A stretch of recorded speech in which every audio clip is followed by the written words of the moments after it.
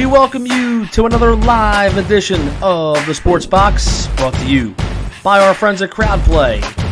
Download the free CrowdPlay app today and use the box at sign up for 10 points. And here we go. Welcome, Paulie, Ant. What's going on, gentlemen? What's up, boys? What's going on, fellas? Everything good to go tonight? NBA world? Yeah, we're back. Yes, sir. Glad we got Paulie back with us tonight. We had me and Tone held down the fort while Paul was out. Were you romancing? You doing a little romance on Wednesday nights, Paul? No, I forget what I had to do. Oh, no romancing. All right. No. Liz, don't hate the player, right, bud? Yeah. It's all good. Last Wednesday? It's all good. Mr. Fallon joining us as always. What's up, Chris? Glad you could join us. What do you guys got going on? What do you want to jump into? We want to talk about the Sixers comeback win last night first. I mean, while we're trying to get some stuff going here. I mean, I think it's been an interesting season here so far in the early going. It came back down a few points it was a sloppy game, I thought. A lot of fouls, a lot of back and forth. What did you guys think about it? It's good to see Embiid back.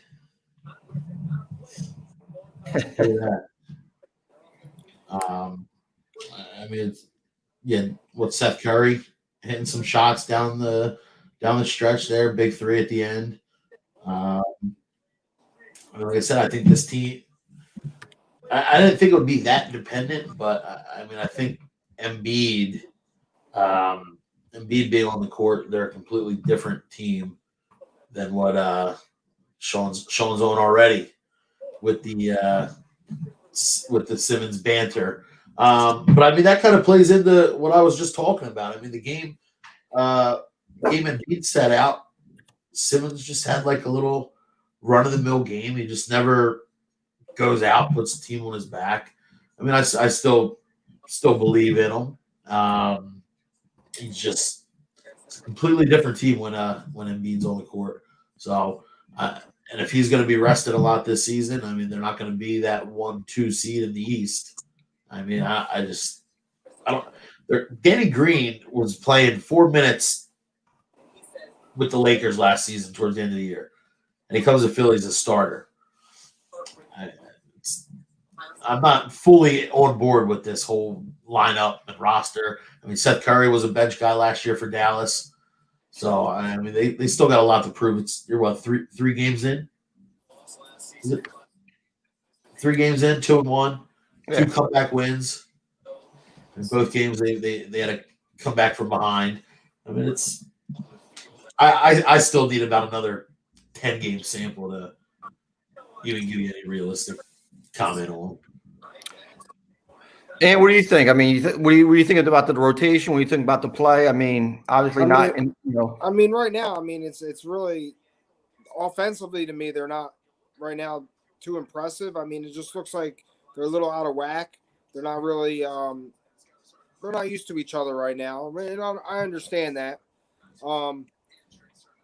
What bothers me is what's really good to see is the improvement in Embiid so far. Physically, I think he looks good. I think he's moving up and down the court well. He's scoring at will. So, I mean, he's really stepped up his game. And on the other hand, which is a little discouraging, on the offensive side, Ben is Ben. It's the same thing. It's 15. I mean, he fills the stats, but we, like Paulie was saying, we need that second guy when Embiid's off or he's not playing well or he's injured. I mean, he gave us a scare last night. He's such an actor. He lies on the floor, like he's hurt. He limps off and he comes back. He played well. Well, he actually went back to the locker room too. So I mean, he limped back. It looked worse than it ended up being. See, you you guys both mentioned Simmons, and you're talking about the secondary scoring, and like Ben Simmons is second on the team in scoring. He is second on the team in rebounding, behind Embiid in both categories, and he's first in every other single category on the team. Tony, his defense has been exceptional. I mean, he's locking down guys. Yeah. I mean, I just want to. I don't see his game evolving right now. Do you? I mean, we've seen this for 3 years, the same thing. Well, what we've seen right now. So two big things came out, in the last couple of days about, in regards to Simmons, and then we'll try to, actually talk about complete basketball. I just put the quote that Doc Rivers had on the other day, about, Simmons not taking any threes so far. He said, "I'll let you guys talk about what Ben doesn't do. I just want Ben to keep playing great defense, running our team, and winning games." And at the end of the day, I believe that's what it is.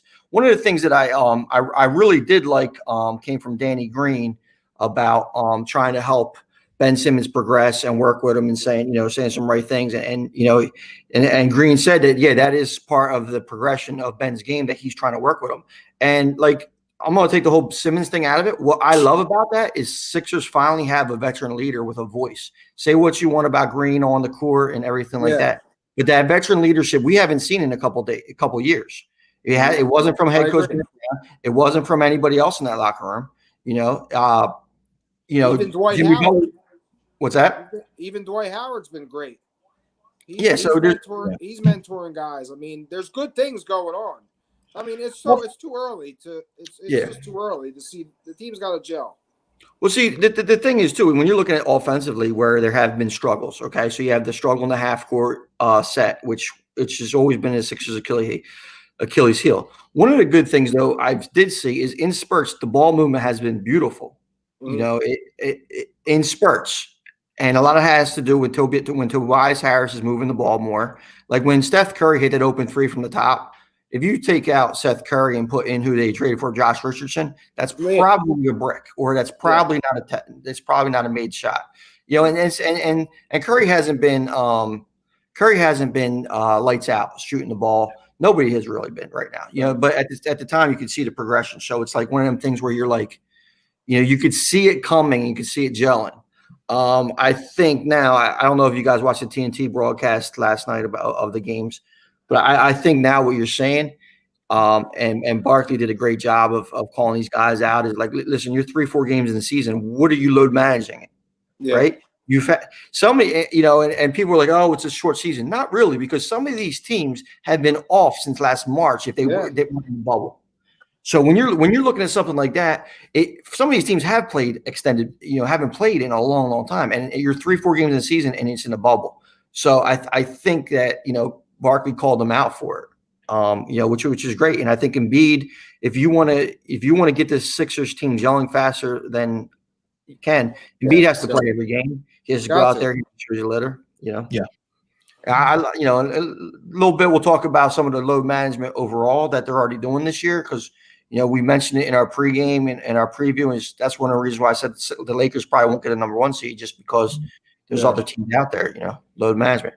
But what defensively, Chris Fallon brings up the point about the Sixers can't defend a three. What do you guys feel about their 3-point defense? Because Toronto, was on fire the first half. Yeah, I mean they're going to need help. I mean Seth Curry, he didn't come here to play defense. No. I mean it feels like he's kind of taken a lesser role of what we were all expecting out of Josh Richardson last year. I mean, what you get with Tobias. He's not necessarily the greatest defender on the arc. He's a little bit better down low. I mean Ben's going to be running around like a wild man, because I mean they got to be. I mean, how many picks do you think Simmons is getting up on top? I mean, he's guarding. He's on the guard. They're trying to switch that off all the time, and I mean, they don't have that guy coming off the bench that I see right now that can help anybody. Well, how about Matthias Thybulle? I mean, everybody loves him. Right? Yeah, right. You lose Thybulle. But I mean, you got Shake Milton. He's not a They don't have any really predominant defenders besides Embiid and Simmons. I mean, that's why I think they lost a little bit with Richardson gone. I mean, he had a sour offensive year last year, but I mean, they definitely lost some of that defensive. Well, Danny Green's supposed to be one of the premier wing defenders. Well, yeah, Danny Green, younger. Is he still the Danny Green that we were watching in San Antonio? Well, I don't think so. But he was Danny Green good enough to help the Lakers win a championship last year. What I've seen early on in the season is he's been getting blown by. He's not really keeping up at the point of attack. Closing out though on the three is something he should be able to do. But he is slowing down. I mean, we he's up there in age, and obviously he's not the same guy he was with San Antonio. He's not even the same guy he was with Toronto. But he at least he has the defensive mindset. That he's able to hopefully able to still. The rotations have been better. I've noticed that the rotations on defense have been better. So we'll see. A lot of times teams are just hot. I mean, who can you like? Aaron Baines hit that three that was called back. Huge shot. It was called back, but who do you blame on that? Yeah. But so it was just a good solid comeback, and that's a game in years past that Sixers lose. That's the biggest. That's what you're going to see a lot this year with Doc Rivers. I mean, I think just him there alone is going to win them. Yeah, but I mean, if you look at Tobias's numbers last night, he played excellent. I mean, and you need that nightly from Tobias. That's what we need from him. I mean, he played well. He was aggressive, shooting well, taking it to the hole. We need that we need that kind of play from him consistently. He can't just disappear throughout the season. We need that for him to be that third guy to carry those points. Yeah, 26 points, 11 boards, shot 55% from the field, and 2 for 5 from 3. So I mean, listen, obviously, these guys have. He's not going to be able to do that every night, but if he can do that more consistently, and be that 40% shooter he was in the Los Angeles Lakers, that would be perfect. He needs to be consistent. He needs to step up in big moments, because in big moments, and Doc Rivers said this a couple weeks ago, he's a ball stop, right? He's a black hole. He gets the ball, he hesitates, he thinks too much, he tries to do too much, So when you're looking like that, he has to step up, and as Frank Tedor mentions, fire whoever thought to max him. Yeah, but he's paid as a max player, and he needs to start performing like it, and there has to be accountability. And I think his relationship with Doc Rivers really holds that to effect. Yeah, I agree. What did you guys think of Toronto last night? I mean, Toronto's a team that 0-3.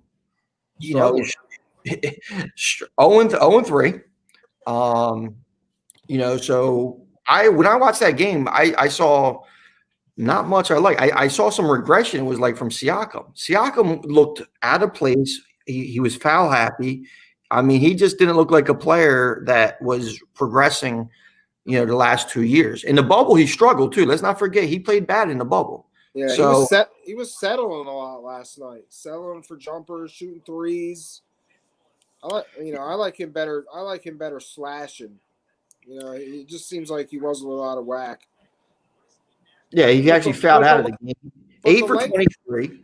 The thing with the Sixers on defense is they have length, so that bothers a lot of teams. So I mean, Sixers defense can bother a team just with their length alone.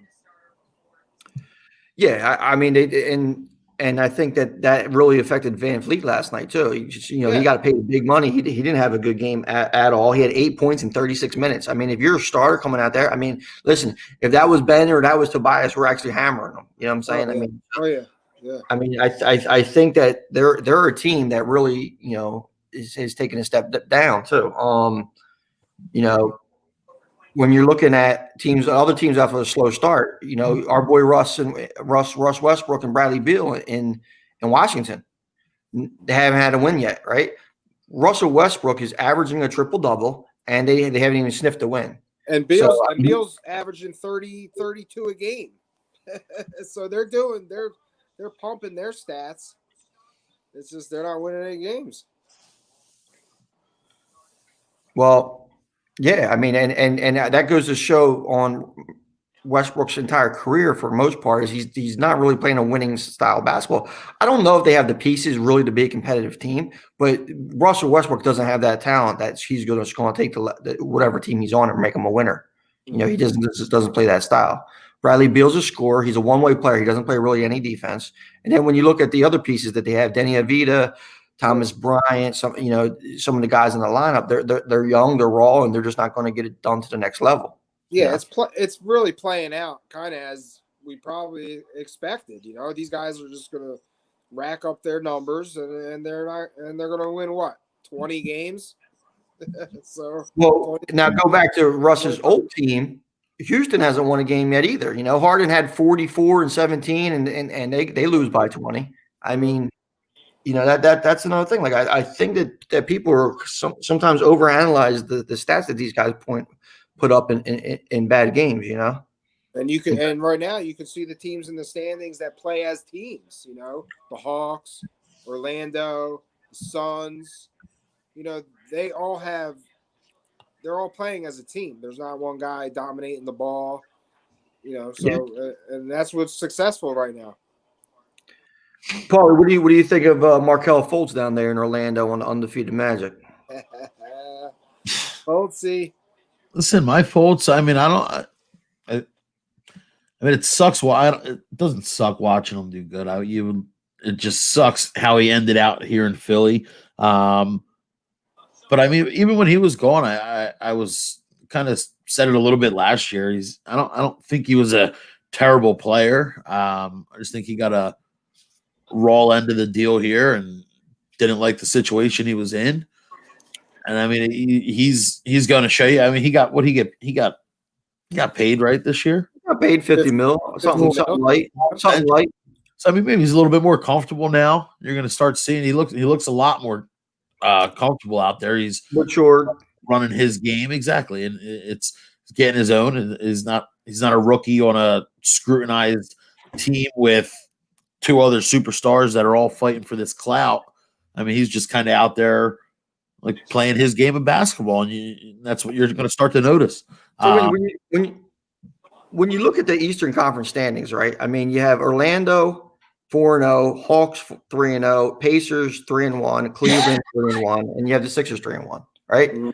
So what I'm seeing on that is it's the teams that are young, that are hungry, and that are playing harder, that are already excelling. And you got teams like the Clippers who what did they lose by 70 the other night?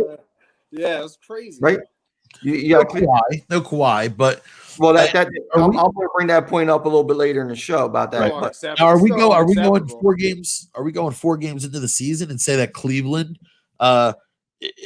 is a 5 seed in the East? I mean, that's not at all. No, right. I mean, Cleveland, you'll expect to fade out, especially now Kevin Love's out 5 weeks. Kevin Love, we're going to play 2 games that they won anyway. I mean, I think it goes to show more that these teams are the teams that are playing harder and they're giving a little bit more effort because you got to understand, Atlanta's a team who hasn't played since March. And Orlando, right. Both of them. Well, no, Orlando was. Oh, you're right. Yeah. Yeah, but when you're looking at that aspect of it, I mean. You know, guys like Trae Young and these younger players, you know, that they're just out there hunting, like Indiana. You know, Oladipo has something to prove, trying to play, you know, back through injuries, trying to get back. Sabonis has been pretty solid. He's a really good player. He's a really good player. I like it. Yeah, Sacramento Kings, another young team. De'Aaron Fox, Hield, Bagley. You know, our old boy Rashawn Holmes. I mean, they're out there playing hard, and they're tied at the top of the standings. You know, yep. So it's definitely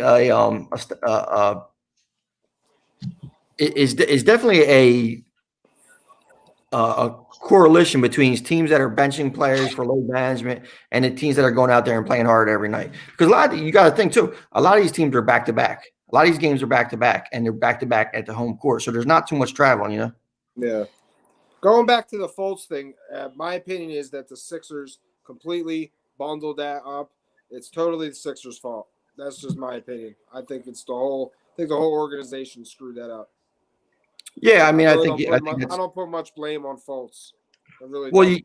Colangelo traded up to, he traded a first round pick to get him, so they had 2 first round pick invested in the kid, and then you wind up getting rid of him for a bag of chips, and they wouldn't even had the OKC pick this year for that wound up being Tyrese Maxey if our old boy, there's a big white boy from OK City, the old center.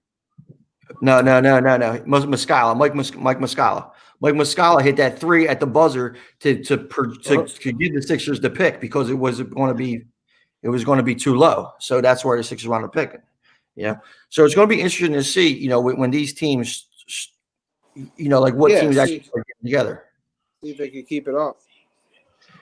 Yeah, I mean, when you talk about some of this thing, like Paulie mentioned the Clippers losing, like, oh well, they don't have Kawhi, like how Sixers, yeah, but that's unacceptable. The Sixers kind of did the same thing when Embiid didn't play. There was somebody else who sat out and their team got blown out as well. Name escapes me. These minor injuries that come up. I mean, if you're playing on a team, like say you're on the Clippers, okay, and then you're like, okay, well, all 3 of us are playing for the Clippers, and Tyrone Lewis says, hey, Paulie, you don't have to play tonight. Take a rest. You know what I'm saying? You're our best player. Take a rest. Like, what's that do to the rest of the team, though? Yeah, it's kind of deflating. It deflates the team, kind of. Like, so I can see where you're coming. I see your angle there. See, so that's what I'm saying. So then me and Ann are on the team, and we're like, fuck it, we're just going to go play, get the money, because we all know that the regular season basketball isn't always played at the hardest level. So I seen the same thing with the Sixers when Embiid didn't play. It didn't seem like the guys were out there giving it all. You know what I'm saying? It wasn't like everybody's like, okay, I'm going to step up and carry for Embiid. It was like, fuck it, Embiid's taking off. I'm kind of going to take off, Well, that's where we need the coach, That's where we need a different coach, kind of coach that could motivate to get these guys up when this happens. Though. I mean, you really do. I mean, it's going to happen. I don't know. I don't know if you could even put that on a coach because it's happening throughout the entire NBA. Yeah, I mean, and Doc let fucking Kawhi get away with that all last year. Yeah, Doc, let's go. I mean, Doc is a well-respected coach, sure, but he's always been a player's coach too. Yeah. You know what I'm saying? So going back to his days even in Boston, the Ubuntu saying, and but you had a veteran like Kevin Durant in there, kind of keeping everything together with Ray Allen and them guys. So they could kind of control the ship. But when Doc was in, even before Kawhi, when he had CP3 and Blake, they had some issues, and he didn't really always handle it well. Now you hear the nightmare that went over there last year in Kawhi. So Doc is a player's coach, but at least he has the respect of the players as far as him being a veteran coach and accomplishing things. When you're looking at like a guy who he replaced, like Brett Brown had absolutely 0 on his resume except sitting next to Popovich. Yeah, that's right. Yeah. I mean, and when you have a couple of great teams the last 20 years, and Tim Duncan, Hall of Fame player. I mean, it's pretty. How good are you as a coach? Yeah.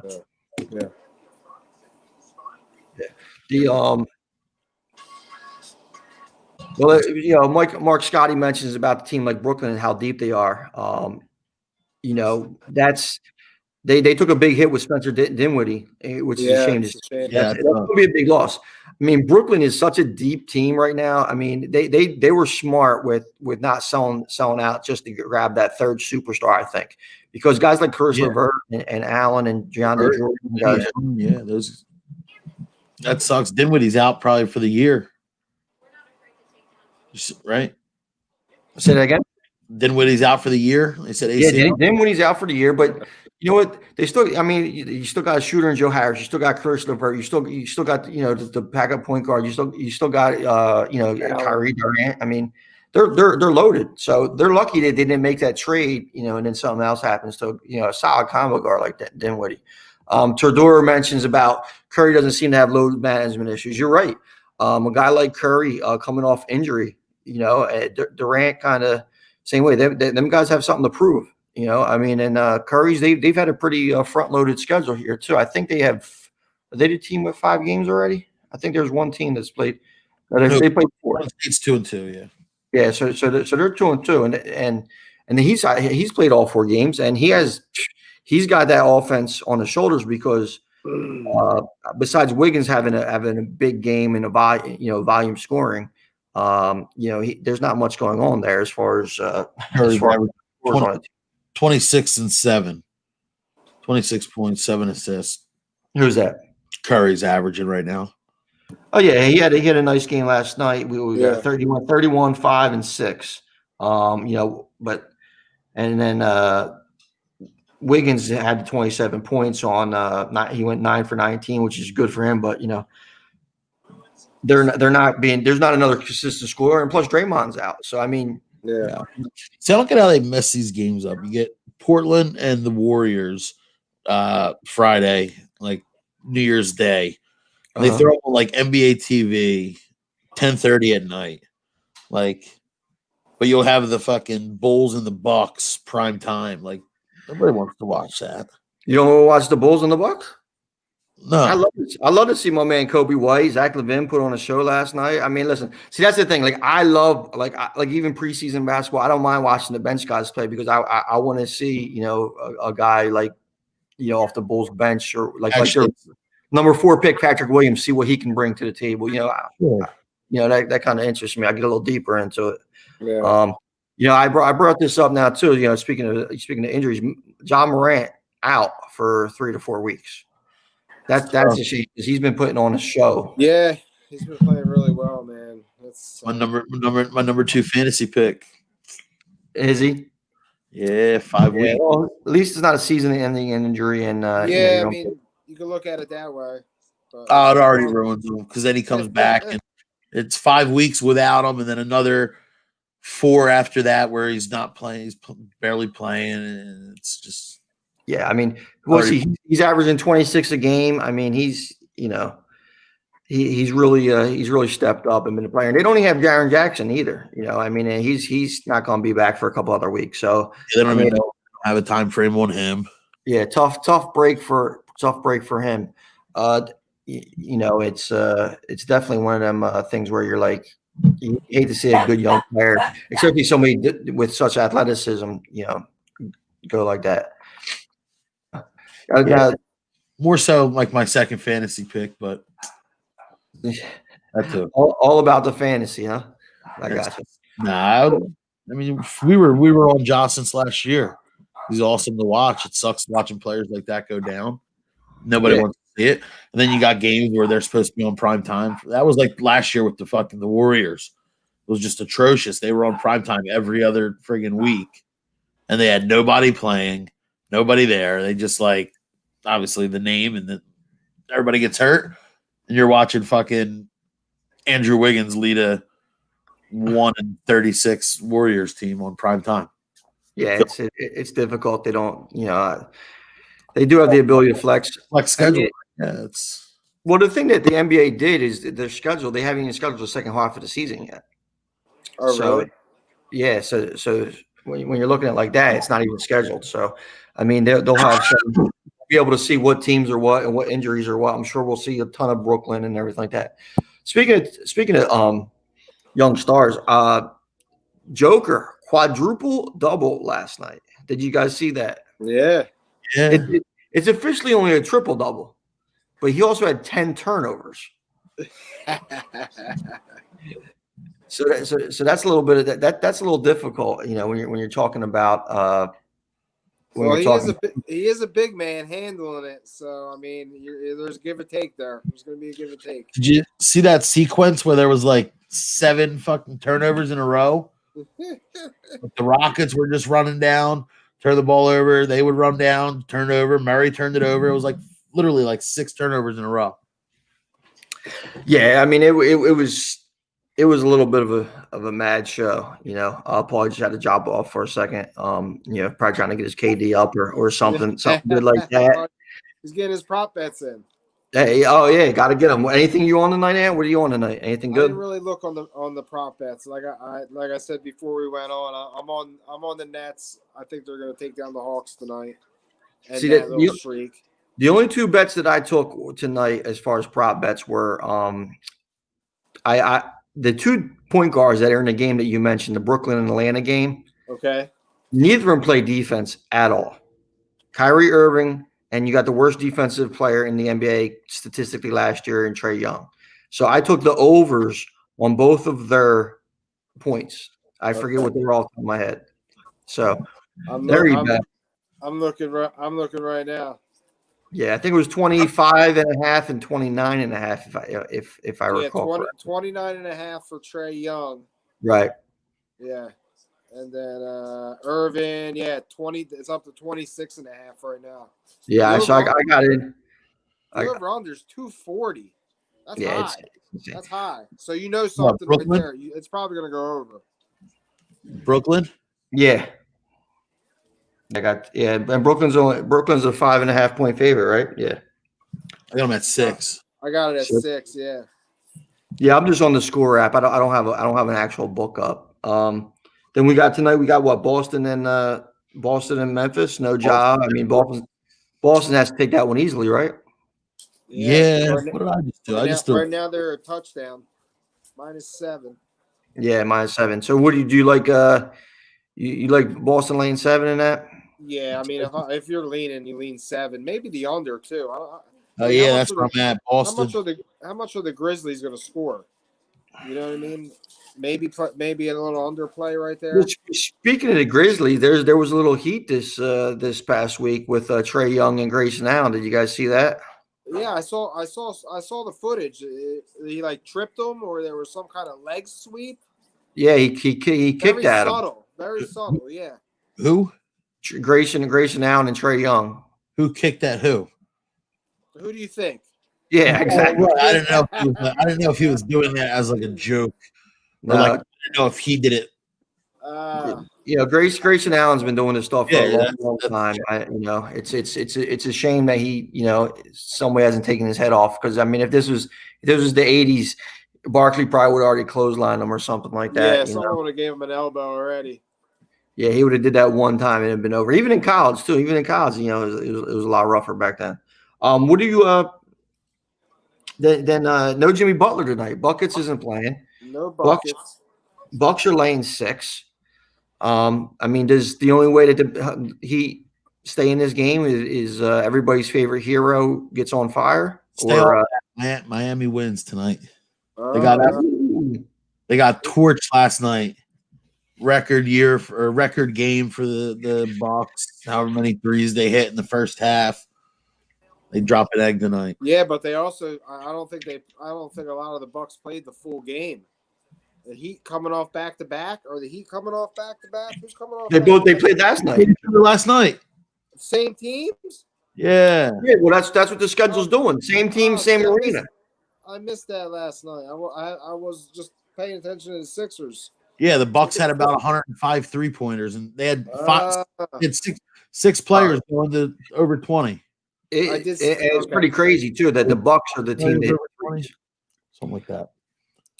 So that's what I'm saying. I mean, do you think it's a redemption game without Butler tonight, or actually? I mean, the Bucks are still 6-point favorites after last night. I mean, I'm rolling with the Bucks. I think that's telling me the Bucks are just going to roll again. So last night's game, the Bucks were favored by 6. Money line. So square. Market Miami money line. Paul calls me square, Tony. You saw it Sunday night. Bet the Titans. Bet the Titans. Yeah, don't make me screenshot it. Don't make me screenshot it. But that's why the dinner show hasn't been on in the months. The biggest time to bet all year, and they haven't done a show. It's tough getting those guys together. Yeah, I mean, I don't know. I haven't seen Hav on. Last time I seen Hav on this show was when they were doing the lingerie special. Showing the hockey jerseys and the card tug 40 people and you'll see Hess on everybody else's show except his show or the Sports Box show. He likes to do guest appearances for other networks. I did a guest appearance the other night. Did you see me? On who? I jumped on Velarde's show. Oh, no. I was there a little bit. They wanted my pick. I gave them the under, but it pushed. Right. For what game? Monday game? What's that? What game they want the pick for? The Bills game. I came in and I gave them the under. There you go. Pushing. Missed extra point. Yeah. Yeah, that's tough. That's a tough one to swallow there, but We got So you're on the Heat, Paulie, and Meads, you're on the Bucks. Paul, you want the Heat money line too, right? Yeah, Paul thinks they're winning outright. All right. Yeah, I like Miami outright. So does Hero or Duncan Robinson hit 10 threes? Huh? Does Hero or Duncan Robinson hit 10 threes tonight? 10? Together? Well, I'm just saying. Together, right? Combined. Well, no, I'm just saying who goes off subjectively, not 10. Right. Just who goes off tonight? Hopefully Tyler Hero. What's his 3 props? Anybody know his 3 props? Let me look right. Get you about 25 seconds. What's that, Miami? Player prop. Tyler Hero points, 17.5. We don't care about rebounds. Tyler Hero threes, 2 and a hook. Yeah, 2 and a hook. Ooh, that crushed me last week. I had LeBron over. What was it? The when Lakers played the Mavericks. Sick. Just thinking back on the 2.5 number. I had Luka over 2.5 threes. He had that with about the entire fourth quarter left. And LeBron, I had over 22.5 points. He had 22 with 9 minutes and 14 seconds left. Never took a shot again. Well, that's the thing too. I've been noticing that it happened in the Phoenix game last night. A lot of people were on some Chris Paul and Devin Booker props, and they went out and just blew the doors off them. But Devin Booker and Chris Paul really didn't do nothing. They shut it down. Yeah. They didn't play same with Milwaukee. I said Milwaukee had all these guys in 20-point scorers, and Giannis was 3 of 11, 9 points. Yeah, I mean, if they're setting a 3-point record, and if you're watching the game between the Bucks and the Hawks, you're not expecting the Bucks to be the team to shoot to set the 3-point record between the two. You think like, oh, there's a 3-point record. You got to think that Kendrick Nunn and all these other guys, Hero and Duncan Robinson, just go off. Who had he struggled a little bit. Duncan Robinson struggled a little bit last night, so it's going to be a good one tonight. The Lakers play the Spurs tonight. I mean, what are you guys expecting to see from that? Here we go. Chris Middleton, first bucket, by the way. Got to watch. I'm zoned in. You took it? Miami wins the fucking tip. It's game over because I wanted to take Tyler Hero. So he'll actually score it. Adebayo won the tip, huh? Hero, I knew it. Nope. Ew, not Iguodala. He was plus 1,200. Thank God. I don't know how you do the first basket, man. Here we go. Middleton with the ball. It's just one bucket. It's just like first touchdown. It's actually one. It's not first basket. It's first point. If you're on FanDuel, it actually says it on there. First point. So that's why that's why the foul line wins, because they actually have it written there. It's first point. So there's another miss. They might not score. I hope. Luckily, I took out DiVincenzo. He was plus 1,200 too. So I haven't even paid attention to the Spurs because, I mean, why would he fucking double dribbled. What a loser. But what the hell are they doing this year? Who? Spurs? Yeah. They're 2-1. I mean, they're one of these teams that are just going to play hard. I mean, Pop has them playing hard. They're a team. They play team, pass, distribute, move it around. Not that one guy. DeRozan, that's about it. Yeah, DeRozan has had he had a bad game last game, but for most part he's been solid. Hero hit it. So sick. Oh God. It was one or the other. Well, you should have bet them both. I mean, you're getting what you're getting plus. And then look, if you sprinkle on a couple different ones, I get gonna that make- concept. Thanks. you're gonna make some money. I get it. He don't like the sprinkle. He just wants to hold Jimmy. You know what I'm saying? Sprinkles like 5 on a couple of the guys. I just throw 10, 20. 20, 10, 20, couple guys here, couple guys there. Yeah, then you lose $80 on the first shot of the game. It's not a sprinkle anymore. I mean, I guess it all depends what your levels, you know. Yeah. And I got one friend. He don't bet on the games. He just bets on first touchdown, and he puts about $5 on it.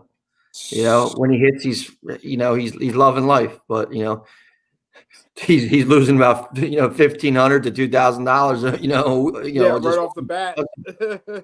Middleton just got hung. What a So loser. some sprinkles are actually showers. So yeah. I think the premier game tonight, and I don't even know if Kawhi's playing yet, is the Clippers versus the Blazers. Yeah, I mean, that's a 4-point spread. I mean, you got dog toys. I hope that's a dog toys, and you're not pulling something out of your ass. It is a dog toy. Yeah, well, I don't judge. I'm sure it's a bone. Clippers, Portland. Everybody Everybody playing? 225 on that. Clippers are laying 4, so I'm assuming Kawhi's playing. Yeah, I'm looking right now. He is playing. I kind of like Portland tonight. Money line. It's weird. Line opened at I guess that was when Kawhi got to go ahead. Opened at 1.5. It's up to 4. Yeah. It's up to 4. Over under 227 down to 225. Maybe the line jumped because Paul George isn't going to play. So when they give Paul George the night off, did you guys see that pass the other day where he just threw it right out of bounds to the referee? Yeah. He threw, yeah. Playoff P. Playoff P.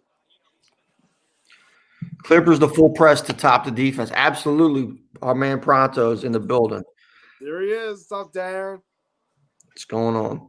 Yeah, that press. I mean, with the Clippers defense, I mean, you're going to look a lot like they're trying to make Dame Lillard and our man CJ McCollum.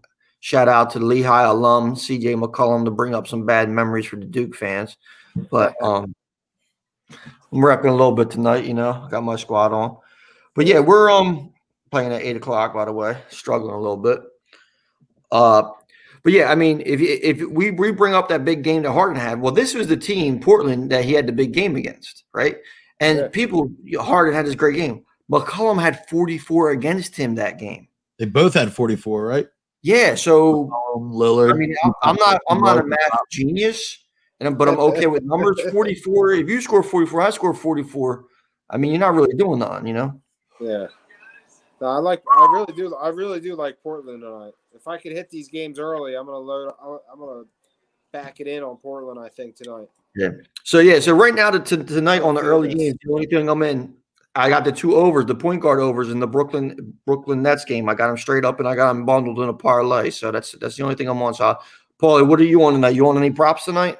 Celtics, Nets, Middleton score first. That lost. Then I got the same parlay as him, Brooklyn and Miami. But You took Miami, right? And you got Miami money line, so it'd be interesting. But you know what? I mean, let's break it down though. Money line in the parlay, yeah. But Miami got embarrassed on their home court, right? Last night. Now they're right back in there. So I mean, you think that they'd have a little bit of pride tonight. And sure. I think the thinking is Miami plus the points would be to play tonight. Because is there really that big of a talent gap between the Bucks and the Heat? I mean, the Heat were the ones in the finals last year, not the Bucks.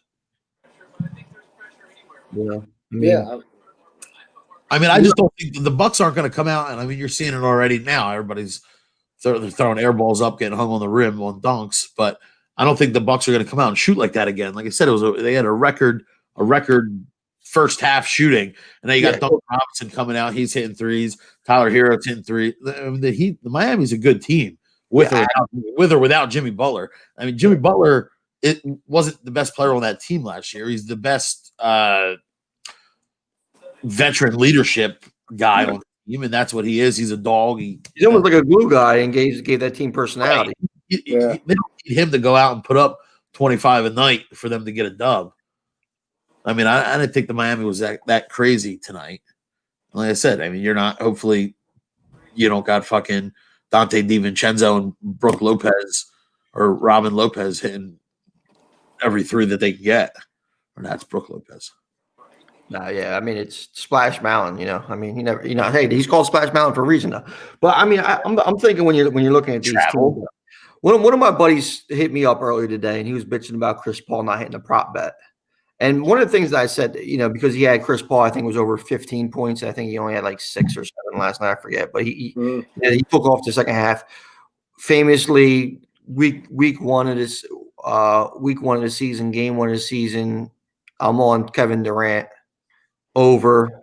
He doesn't play the third quarter. He doesn't play the fourth quarter. He barely played the third quarter. Doesn't play the fourth quarter. And he was 4 points away. Exactly. But I think what you're going to be saying is, you have to be wary about the in-game load management, because we talked about the guys that aren't playing, but in-game load management is going to be a big thing too, especially when you're talking about betting and props. Agreed. That's what you saw with the Lakers in Dallas. Lakers went up 18, 19. You didn't see LeBron. You saw LeBron 2 minutes in the fourth quarter. And it's like, all right, shit, if we got the lead now. If we could rest them, let's see how long. If the game starts getting back to within that 10-point, 11-point range, then they throw him back in. But the 9 minutes. Effort is what's waning. Like Sunday night. Listen, Sunday night was fantasy championship football for most people. I was in 5 chips. I was only able to take down 4 of them. I won 4 championships this weekend, so that was nice. My boy Josh Allen sealed one for me on Monday night, so that's beautiful. But when we're talking about basketball sense, Sunday night is when the Clippers got their doors blown off, and the Sixers got blown out by the Cavaliers. Right. So here's the point I'm making. Right. Basketball in the NBA. What do we always say? Basketball, it's a game of runs. Right. If the Lakers are down 20 tonight, it's not that big of a deal because they're probably going to make a run. What I'm seeing early on is when teams get down big, they're not exerting that effort to make that run, because those games, like you talk, we'll use the Sixers against Cleveland as an example. There was no run being made. They were out there. They're down to a team that they should beat every time that they play them, and there was no effort there to make that run. Same thing with the Dallas game, blowing out the Clippers. They didn't show that heart. So I think we have to be a little bit wary about the game management and the load management about these players not putting in the complete effort during the regular season. Yeah, I mean that's coming from like the losing end of it. I mean, you're going to see, like I said, with the guys when they go up. I mean, they're out. Especially the older guys. You got like Joel, the Embiid. I mean, you used to see it within they take them out the last 3 minutes of the game. I think you're going to start seeing it while like Kawhi and those guys coming out. 10 minutes left in the game, and let's see what the other guys can do. If it gets close, then you can always throw them back in. But that's just the new. As a fan, I'd rather see that than them not play at all. Right? No, yeah, 100%. If that's going to happen, I mean. Not when you need their over in points and you got a whole fourth quarter to do it. And you're like, oh, fuck. Well, I mean. And now you need the game to be close for them to even. That's close. Gambling, man. That's the gambling. Oh, I know. But now it's like, now you got to. Is it going to be a blowout? If it's a blowout, you really got to find a trend. Like basketball is all about trends. If you could find a trend and just jump on it and just be consistent with it and ride it, I mean, you can make money. You just got to do some research and see if you can find the hot hand, Yeah, and just roll. I mean, I've been killing it with Julius Randle, actually. Yeah, he's been hitting a little bit. You have the discipline to stick with a plan to bet, ride it out, man. You could find a trend. Well, Julius Randle probably hit his points prop bet against the Sixers in the first 5 minutes of the first quarter. Like I forget the stat. Last year, Zion had a ridiculous trend stat. I forget what it was, but it was like he was like 20-some, and if you would have stayed consistent, it would have been crazy. Like he had some kind of stat where Well, he went on a run that was ridiculous. Well, he did. And this is a pointless stat, but it's still a stat nonetheless. He tied Allen Iverson for the most points in the first 25 games of his career by any in the history of basketball. I don't know why 25 games is a measurement because the NBA season isn't 25 games. I don't know. It seems like they were cherry picking to kind of prop him up. But let's talk about them because they got beat up a little bit last night, right? Was it last night or the night before? I don't think Who's that? The Pelicans. Yeah, they're the ones who got beat up by the Suns. Yeah, they got beat pretty bad last night. Yeah, I mean, so it seems like a little inconsistency. So, what do you think about the Pelicans? Because they're a team that a lot of people expected to take a step up with Zion being the man and Brandon Ingram, who's actually had a pretty good start to the season. He didn't play good last night, but I mean, are the Suns going to be like any kind of legit contender to a playoff spot? I mean, is Zion going to be carrying them, or I mean? Like Zion had 2 rebounds last night. I mean, I didn't even think that's a weird stat. That is a weird stat. Usually he falls into at least double-digit rebounds. Well, before last night, his lowest rebound total was 9. So you have 11, 14. He's averaging like 21 and 10 or 21 and 9, somewhere around there. So I mean, he's not. Yeah, which isn't. I mean, you'd probably they're expected a little bit more out of him, maybe like the 20, 24 mark. But so I'm really digging Lonzo's jump shot. I mean, we need to teaching him his jump shot. Come talk to Ben because I mean he's ironing that thing out. That's a legit jump shot now, and he's a good player, man. I've always said I thought he was a good player. Well, that's the problem. That's the problem with the ball, the Lonzo Ball, and his dad, and all the hoopla, the big baller brand, all that nonsense is because Lonzo Ball is a solid player, but when you get thrust into the line like that, you're a number 2 pick by the Los Angeles Lakers at that. Yeah, you're kind of like it's a you get less chance to develop, and then you got your blowhard dad out there talking, and Lonzo's a defensive first player. He's a pass first player that needs to work on his jump shot and everything like that. So he's more of a solid overall player. Reminds me a little bit like of Markelle Fultz. Him and Markelle Fultz are very similar, I think, in what they contribute to the team. So when you're looking at him, but when you throw him in the spotlight now, how he was thrusted in there, like all of a sudden people start kind of looking at you in a negative light, like why, like you're so popular, why aren't you a superstar? Yeah, I agree. Yeah, level up. I think and he went to the Lakers when he got drafted. The Lakers it was like the toughest time for the Lakers. Like they were like garbage. Well, he had 1 year where they were at the bottom of the barrel. Yeah. And then the next year, LeBron James comes. Well, 2 years because they took Brandon Ingram and they took Lonzo Ball. They're not. But that's the thing, though. If you're LA, you're the Lakers, and you have a chance to get LeBron James, it's an instant championship. You're not going to sit there and let Lonzo develop. You're not going to sit there and let Brandon Ingram develop. You don't have that time frame. You get LeBron, you have an opportunity to get him. You get Anthony Davis. It's a wrap. You do it. Yeah, I don't blame the Lakers at all for that. Absolutely. Yeah, no, they just didn't have. They had no developmental period with him. It just puts the kid in that the stud. He's not going anywhere. They'll find out how to make it work, but he couldn't do it right away. They sell him off, and they barely got anything back for those guys either. Who's that? I said they barely got anything back for that whole. What they lose? Davis trade. Josh Hart. Anthony Davis? Well, not besides the whole Anthony Davis. What do they have, or like what do they lose in the end of that trade? Just you lost. I meant vice versa. Obviously, they got fucking Anthony Davis, but they sent away what? Lonzo, Hart, and Ingram. Yeah, I mean Ingram's an all-star now. He's lighting it up. Ingram's going to be an all-star. Was an all-star last year, and that was who was the pick before Lonzo. Well, they held on to Kyle Kuzma. I think it might have been a first-round pick or something like that. But we said that, like you said, they brought who'd they draft before Lonzo? Was Ingram? It was Ingram? Yeah. Was Ingram was in the Ben Simmons draft. Lonzo was in the Markelle Fultz draft. And who was the Jason Oh, that's yeah. All right. So you lose 2 of your first round picks, and Josh Hart's nobody for an immediate championship. Right? Yeah. You're not. What do you? We're not blaming. Can't blame the Lakers. No, not at all. And it works. It works out for Ingram and Ball too. I mean, they're out of the spotlight of LA. Sure. They're doing their own thing. They're good players. I'm high on the Pelicans. I like Van Gundy as a coach. You know, it might take a little time.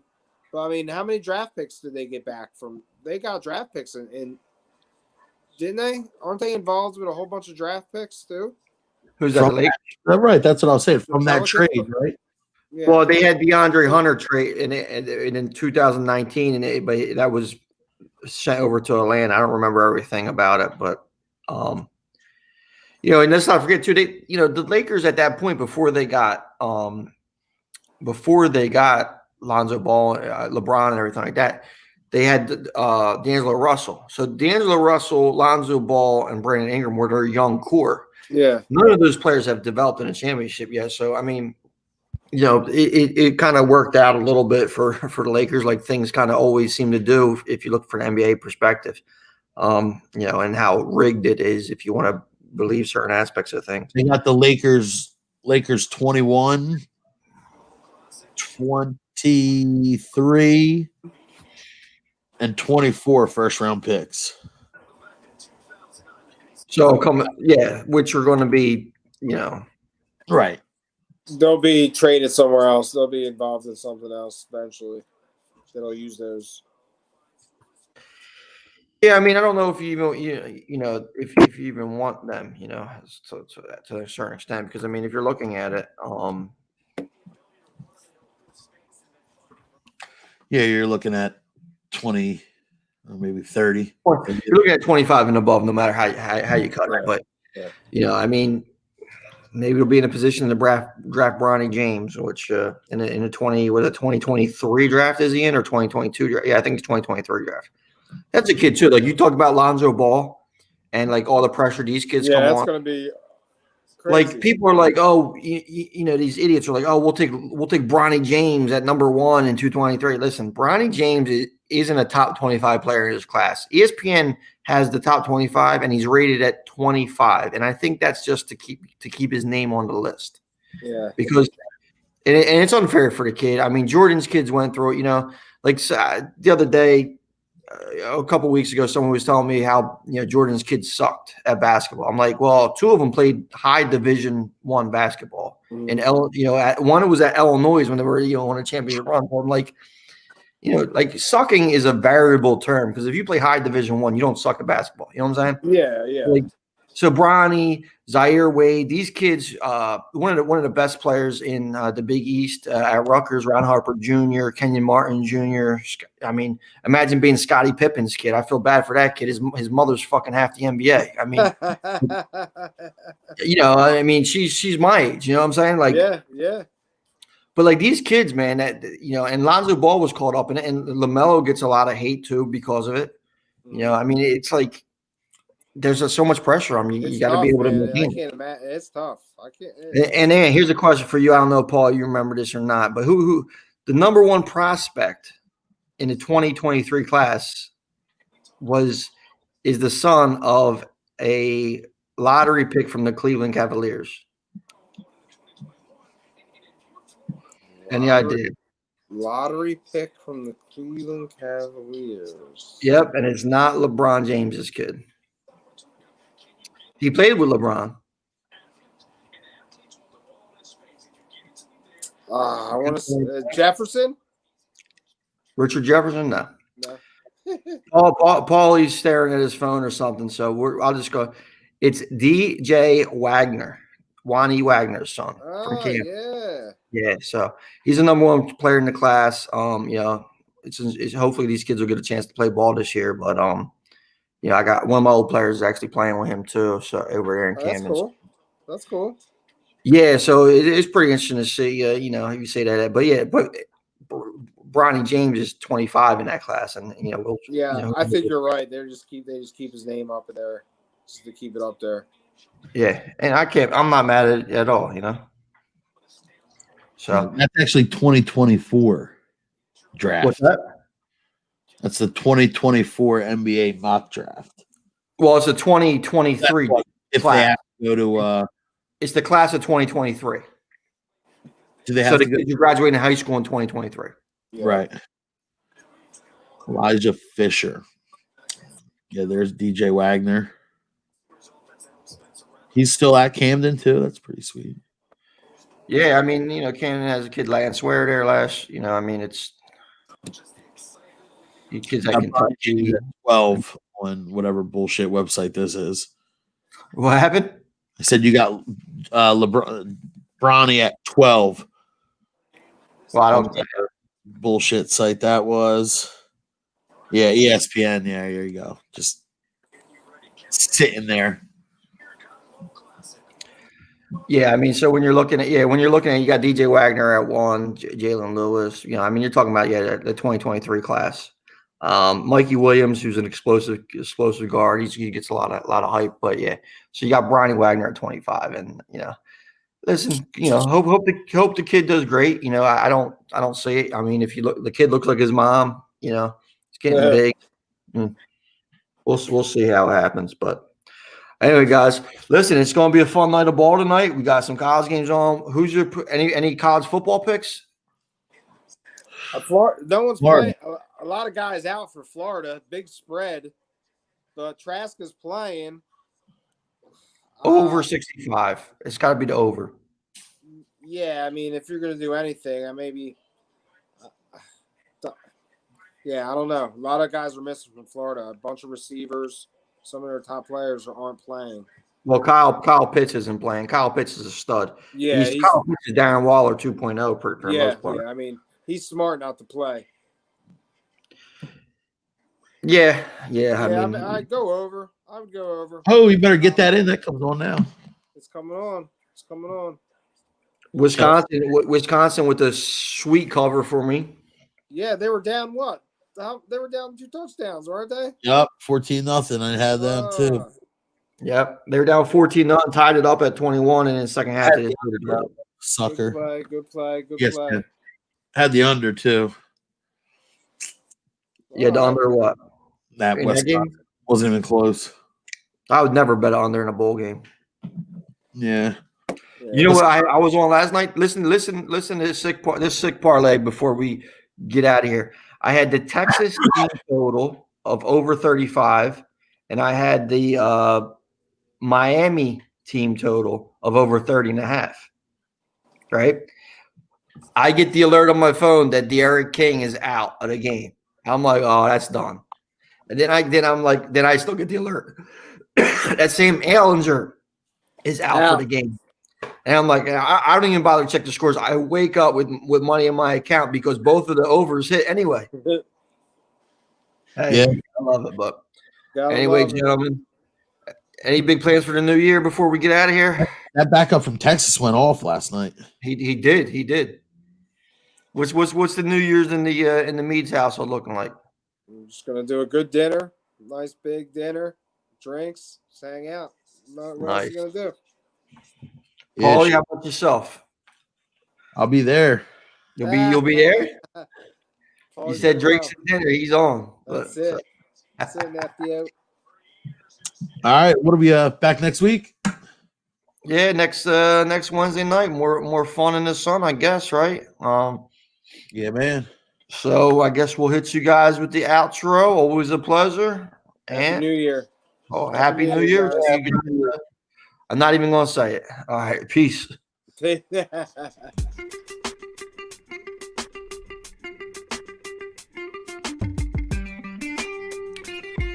Thank you for watching the Sports Box.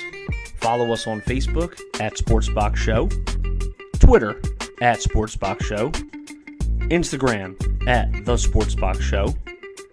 Find us on YouTube and join Outside the Box, our Facebook sports discussion group.